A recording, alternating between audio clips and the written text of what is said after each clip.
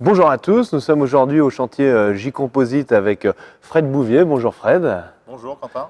Donc Fred Bouvier qui est le responsable commercial pour le chantier J-Composite, qui construit et distribue les fameux J-Boats sur toute l'Europe. On est sur le pont du nouveau 45, du bateau amiral de J-Composite, le numéro 2. Il n'est pas encore tout à fait fini, mais on va discuter un petit peu du chantier, de sa philosophie. On est entouré de nombreux bateaux là, Fred. Il y a beaucoup de J70, de J70, comme on dit en France. Donc c'était un succès commercial important pour le chantier. Vous êtes reconnu pour ce bateau? Alors oui, c'est un gros succès, le J70 qui presque a dépassé presque nos attentes. On s'attendait à avoir un beau succès avec un produit qui avait été bien réfléchi, mais là on est rendu à des nombres assez importants. On livre le numéro 1650 la semaine prochaine. En 7 ans, c'est quasiment autant de J80 qu'on a pu fabriquer en 30 ans. Donc c'est un vrai beau succès qui commence à être reconnu avec une classe internationale où il y a un vrai niveau de régate et puis des circuits, surtout en Europe, avec les Champions League, la Swiss Sailing League, et la même chose dans différents pays qui ont plébiscité le 70 aussi, avant tout pour le produit. Donc vous êtes connu pour les bateaux de régate, mais on est sur le pont d'un magnifique 45 pieds, en tout cas qui sera prochainement terminé. Donc vous faites aussi des bateaux de croisière élégantes, performantes. Alors effectivement, c'est quelque chose qui est peut-être un peu moins perçu ou connu chez nous, mais en fait, l'ADN J colle parfaitement avec la croisière et de tout temps, on le sait assez peu, mais sur des modèles au-delà de 10 mètres, on a plus de 80% de nos propriétaires qui font que de la croisière. C'est souvent des gens qui connaissaient la marque par la régate et qui se sont rendus compte que c'était aussi des très bons bateaux de croisière. Et en fait, ça vient du fait que pour nous, dans notre ADN, avant tout, pour faire un bon bateau de croisière, il faut que ce soit un bateau qui navigue bien. Donc un bateau qui ait des performances, pas pour être le premier en régate, mais des performances pour le plaisir qu'on va avoir à naviguer à bord, c'est-à-dire le plaisir de régler ses voiles, de sentir la différence à la barre, de voir les chiffres de la vitesse augmenter, donc le plaisir de naviguer, et aussi des bateaux qui soient faciles à naviguer. Et si on a un bateau qui est bien construit avec des qualités de construction, une vraie stabilité de lest, un accastillage qui permet de régler les voiles, ben en fait de 3 à 35 nœuds, on navigue mais sans aucun problème et on se fait tout le temps plaisir. Le design en architecture navale évolue extrêmement vite. Les bateaux, leur forme a évolué énormément, la répartition des volumes. Et vous avez gardé à travers le temps une certaine stabilité, en tout cas dans le dessin de vos bateaux. Comment vous expliquez ça? Alors la stabilité, elle vient pas par un choix arrêté de se dire il faut qu'on conserve une ligne, hein. Elle vient par avant tout la volonté de dessiner des bateaux qui soient cohérents avec leur programme. Et en fait, nous, on veut des voiliers qui puissent permettre de naviguer et de prendre du plaisir de 3 nœuds de vent à 35 et plus, hein, parce que là, on est sur un bateau de 45 pieds. Le but, c'est de pouvoir traverser l'Atlantique, voire même plus si affinité, donc de pouvoir affronter des conditions aussi assez solides. Mais on veut un bateau qui performe bien à toutes les allures. On veut un bateau qui puisse faire du près dans le petit temps, du près dans la brise, qui avance bien au vent de travers, qui avance bien au vent arrière. Et pour ça, en fait, il n'y a pas de secret. L'architecture navale a beaucoup évolué, mais a beaucoup été aussi tirée par des concepts de régate qui avaient des parcours définis ou des systèmes de jauge qui entraînaient des optimisations des carènes, notamment des carènes plus larges, des bouchins. Et on voit que même maintenant, ça a tendance à revenir en arrière sur des IMOCA pour plein de raisons architecturales. Nous, la volonté, c'est de conserver un dessin, pas par le côté classique, parce que le dessin, il est parfaitement adapté à l'usage, en fait. Donc par exemple, on retrouve, donc vous avez des carènes qui restent lisses, donc on n'a pas de bouchin chez vous, vous êtes sur des quilles en L, donc vous avez des choix affirmés de concevoir ces bateaux par rapport en fait à votre public qui est celui du croisiériste qui aime tirer sur son bateau de temps en temps quand le vent monte, non? C'est exactement ça. En fait, c'est de faire un bateau qui soit cohérent. Donc, un bateau qui avance très bien à la voile. On le voit souvent, surtout en période estivale où il y a beaucoup de bateaux qui naviguent. Dès qu'il y a très peu de vent, entre 3 et 5 nœuds, les seuls bateaux qu'on voit naviguer généralement, c'est des J, quoi. Il y en a quelques autres, mais en global, on voit beaucoup de bateaux voiliers au moteur et avec un J, on peut déjà naviguer. Et puis en plus, le but, c'est surtout ce que j'explique, c'est qu'on peut éventuellement aller chercher un côté un peu plus extrême dans des carènes, mais on va rendre les bateaux aussi plus extrêmes à faire avancer. En fait, nous, ce qu'on veut, c'est un bateau avec lequel, très rapidement, on va atteindre 90-95% du potentiel de vitesse du bateau. On ne va pas avoir besoin d'avoir un professionnel à bord pour aller plus vite, pour nous expliquer qu'il faut régler. On va pouvoir se faire plaisir à régler soi-même ses voiles. Et ça fait partie de l'ADN de la marque, ça fait partie du côté, si je m'achète un voilier, c'est avant tout que je veux naviguer, c'est avant tout que Je veux prendre du plaisir à sortir et à jouer avec mon bateau. En fait. Parlons un peu de ce 45 sur lequel on est assis parce que c'est vraiment une nouveauté du chantier J-Composite. On n'en a pas encore beaucoup entendu parler, c'est tout nouveau.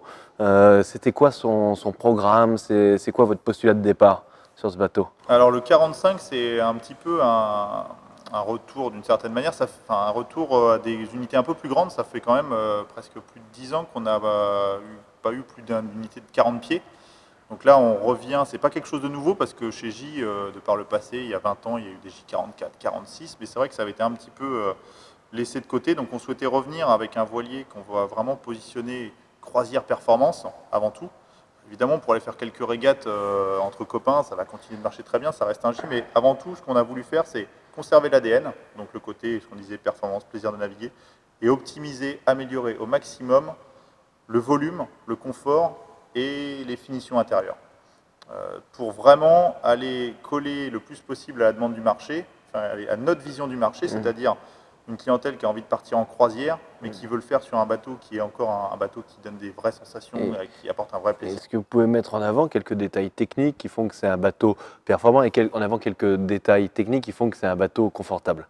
Alors oui, on peut donner quelques chiffres, mais qui sont assez parlants. Pour moi, parler de croisière, en fait, on se rend compte qu'aujourd'hui, la plupart des gens en croisière, en fait, ils ciblent souvent, ils naviguent entre 5 et 15 nœuds de vent, c'est ce que je dis en général. Je parle de la majorité, mais en dessous, ils sont au moteur, et au-dessus, la plupart rentrent au port. Là, on a un bateau qui, par exemple, c'est intéressant de parler de ce créneau-là, parce qu'entre 5 et 8 nœuds de vent, on voit encore, je le disais tout à l'heure, beaucoup de voiliers qui sont encore au moteur. Là, entre 5 et 8 nœuds de vent, c'est presque là où le bateau on prend le plus de plaisir à naviguer. À 5 nœuds de vent, on est à 5 nœuds de vitesse au près.